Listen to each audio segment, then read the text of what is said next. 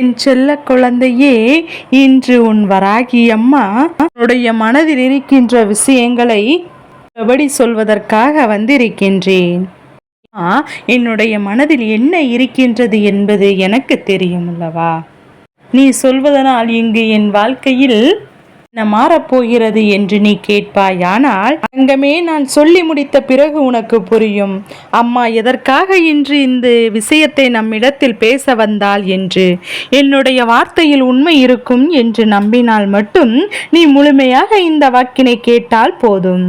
என் தங்கமே, எத்தனை சண்டைகள், எத்தனை கோபமான வார்த்தைகள், எத்தனை சமாதானங்கள், எத்தனை பெரிய இடைவெளிகள், எத்தனை முறை போதும் இந்த உறவு என்று என் பிள்ளை நீ மீண்டும் மீண்டும் தொடரவே வேண்டாம் என்கின்ற முடிவுகள் அத்தனைக்கும் பிறகு உன்னை மட்டும்தான் எனக்கு இந்த வாழ்க்கையில் அதிகமாக பிடித்தது என்கின்ற நிலைக்கு திரும்ப வந்துவிடும்.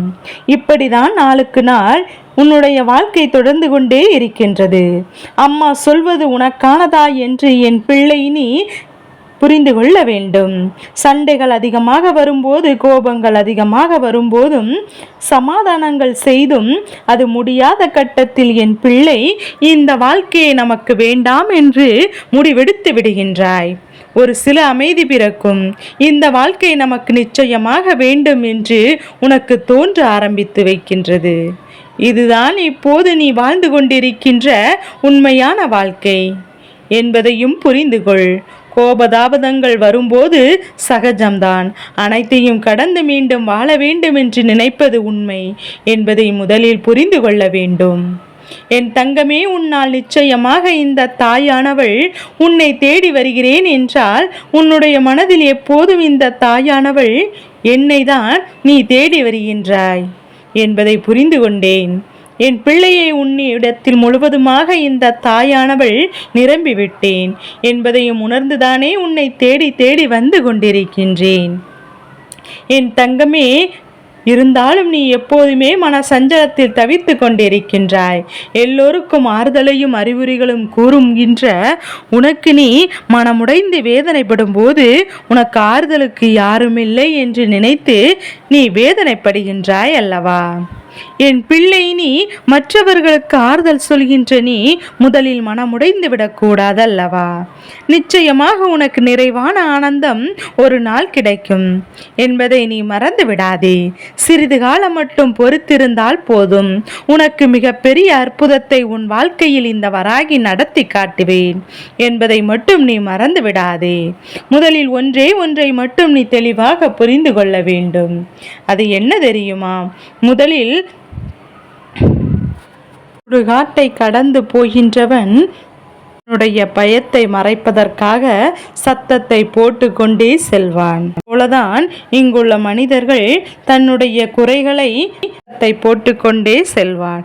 அதுபோலதான் இங்கு மனிதர் தன்னுடைய குறைகளை மறைப்பதற்கு அடுத்த குறைகளை பற்றி மட்டும் அதிகம் குற்றம் சாட்டி கொண்டே செல்வார்கள். அதனால் என் குழந்தை, இந்த வாழ்க்கையில் உன்னை சுற்றி வருகின்ற இது போன்ற மனிதர்களை எல்லாம் நினைத்து நீ ஒரு நாளும் வேதனைப்பட்டு கொண்டே இருக்காதே. உன்னுடைய அன்றாட வேலையை நீ கெடுத்து கொள்ளக்கூடாது என்பதில் முதலில் நீ புரிந்து கொள்ள வேண்டும். என் பிள்ளை கூச்சலிடுபவனும் சத்தமிடுபவனும் அங்கே இட்டுக்கொண்டே தான் இருப்பான். அவனை ஒரு நாள் மாற்றிவிட முடியாதல்லவா? ஆனால் உன்னுடைய எண்ணங்களை உன்னால் நிச்சயமாக மாற்ற முடியும் என்பதையும் நீ புரிந்து கொண்டால் போதும். என் தங்கமே, பெரிதாக ஒன்றும் இங்கே இளம் வேறுபாடு கிடையாது. இளமை என்பது என்ன தெரியுமா? என்னால் முடியும் என்று இருமாப்போடு அழைத்து கொண்டிருப்பது என்பதுதான். இயன்றவரை போதும், இது நமக்கு போதும் என்று நினைப்பதுதான். அது முதுமை என்பது. என் குழந்தை இளமையும் முதுமையும் சரியாக புரிந்து கொண்டவன் வாழ்க்கையில் நிச்சயமாக எல்லாவற்றையும் நல்லபடியாக அடைந்து விடுவேன் என்கின்ற வாழ்க்கையில் யதார்த்தம் என்பதையும் எல்லோரும் தெரிந்து கொள்ள வேண்டியிருப்பதால் நிச்சயமாக இந்த வாழ்க்கை எல்லோருக்கும் சந்தோஷமாக நிரந்தரமாக கிடைக்கும் என்பதில் எந்த ஒரு மாற்று கருத்துமே கிடையாது. என் குழந்தையை, உண்மையாக வாழ்க்கையில் எல்லோருமே அறிந்து கொள்ளாத ஒரு விஷயங்கள் சில இருக்கின்றது. என்ன தெரியுமா? உண்மையில் தானம் என்றால் என்ன தெரியுமா? யாரிடத்திலும் எதையுமே கேட்காமல் இருப்பதுதான். அடுத்தவரிடத்தில் சென்று கையேந்தாமல் நிற்க வேண்டும். அதே போல உண்மையான நண்பர்கள் நிச்சயமாக யாரென்றால் தெரியுமா? நீ பாவம் செய்யாமல் உன்னை தடுப்பவன் தான் உண்மையான நண்பன். வாழ்க்கையில் நிச்சயமாக எவையெல்லாம் மின்னல் போல தோன்றி மறைய வேண்டுமென்றால் தீயவர்களினுடைய நட்பு தீயவர் என்று தெரிந்த பிறகும் அவர்களினுடைய நட்பினை ஒரு நாளும் தொடரக்கூடாது. மனிதனுக்கு இந்த உலகத்தில் கிடைக்கின்ற மிகப்பெரிய பாக்கியம்னா என்ன தெரியுமா? எதையெல்லாம் சொல்கின்றோம், ஆனால் உண்மையில் ஆரோக்கியமான வாழ்க்கை எவனுக்கு கிடைக்கின்றதோ அவன்தான் மிகப்பெரிய பாக்கியத்தை செய்தவன். என் தங்க பிள்ளையே, உண்மையில் மிகவும் கஷ்டமான காரியமும் எதுவென்றால் தன்னுடைய மனதில் இருக்கின்ற ஆசைகளை அடக்கி வைப்பதுதான். ஆனால் என் பிள்ளை, எவன் ஒருவன் தன்னுடைய ஆசைகளை எல்லாம் அடக்கி வைக்கின்றானோ அவனால் இந்த உலகத்தில் எல்லாவற்றையும் சாதிக்க முடியும். என் குழந்தை, நீ இந்த வாழ்க்கையை எப்படி வாழ்ந்து கொண்டிருக்கின்றாய் என்று நான் இப்போது சொல்லவா? சில வழிகளை உன்னால் தாங்க முடியவில்லை. சில நேரங்களில் என் பிள்ளை, நான் இப்போது உன்னால் நடிக்க முடியவில்லை.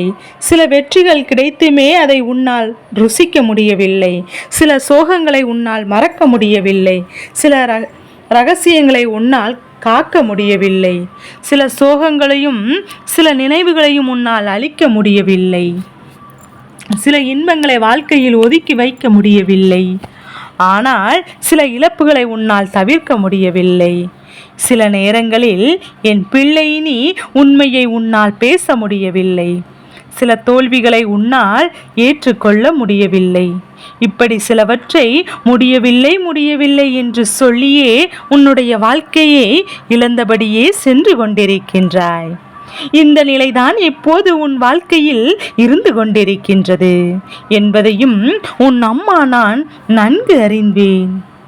ஒன்றை மட்டும் நீ நினைவில் வைத்துக்கொள். என் தங்க பிள்ளையே, ஒரு விஷயத்தையோ அல்லது ஒருவரையோ நேசிக்க வேண்டும் என்று முடிவு செய்துவிட்டால் என் குழந்தையே, ஒரு குழந்தை எப்படி தன்னுடைய பொம்மையை நேசிக்கின்றதோ அதுபோல நீ நேசிக்க வேண்டும். எந்த விதமான பிரதிபலனும் இருக்கக்கூடாது. எதற்கு தெரியுமா? பொம்மைக்கு இம்மி அளவு கூட தன்னுடைய நேசத்தை காட்ட தெரியாது.